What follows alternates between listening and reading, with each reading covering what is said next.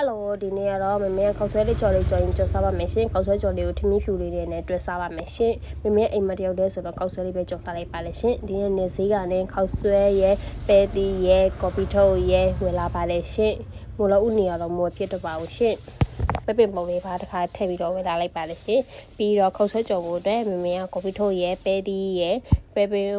စက်တော်နီလေးကိုပလေးနေတော့လိထားလိုက်ပါမယ်ရှင်စက်တော်နီလေးပါထားထည့်ပြီးဒါကတော့လှီးထားတဲ့ဟာတွေကိုရေးစစ်ဆေးပြီးတော့ရေးစစ်ထားလိုက်ပါမယ်ရှင်ပြီးတော့စက်တော်ဖြူလေးကိုလည်း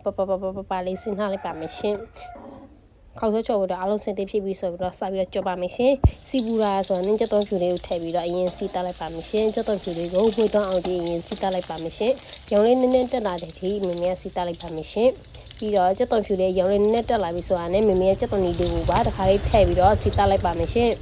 ပြီးတော့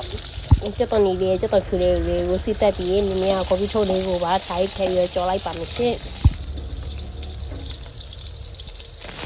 ကော်ပီထုတ်လေးထည့်ထားပြီးဆိုရင်တော့မင်းများကော်ပီထုတ်နဲ့တူတူပဲတီလေးကိုပါတစ်ခါလေးထည့်ထားလိုက်ပါမယ်ရှင်ပြီးရင်တစ်ခါလေးလုံးလိုက်ပါမယ်ရှင်မင်းများဟင်းတီဟင်းတွေကိုမညွန့်အောင်ဆိုပြီးတော့ရေလေးနည်းနည်းလေးထည့်ပြီးတော့တစ်ခါလေးကြော်လိုက်ပါမယ်ရှင်ပြီးတော့ဟင်းတီဟင်းတွေကိုမင်းများစားလေးနည်းနည်းထည့်ပြီးတော့ကြော်လိုက်ပါမယ်ရှင်ဒါပြီးလို့ဆိုတော့ပဲခေါက်ဆွဲကညံတဲ့လေးနဲ့ပါဆိုတော့တီးရတဲ့ကိုစားလေးနည်းနည်းထည့်ပြီးတော့ကြော်ထားလိုက်ပါမယ်ရှင်ဒါကဘက်ကရေလေးစူတာပြီးဆိုတာနဲ့ခေါက်ဆွဲလေးကိုထည့်ပြီးတော့ခါကြော်လိုက်ပါမယ်ရှင်ခေါက်ဆွဲမှညံနဲ့သားပါကြမယ်စားလို့မထက်ပါဘူးရှင်ပြီးရင်အဲ့ဒီကိုဟင်းကြုံမွေးနဲ့တကြားလေးနှဲရင်ပြီးတော့ခယူစီလေးရဲ့ပဲငယ်ပြန်ရင်နောင်လေးကိုပါထည့်ပြီးတော့တစ်ခါလေးရောပြီးတော့ကြော်လိုက်ပါမယ်ရှင်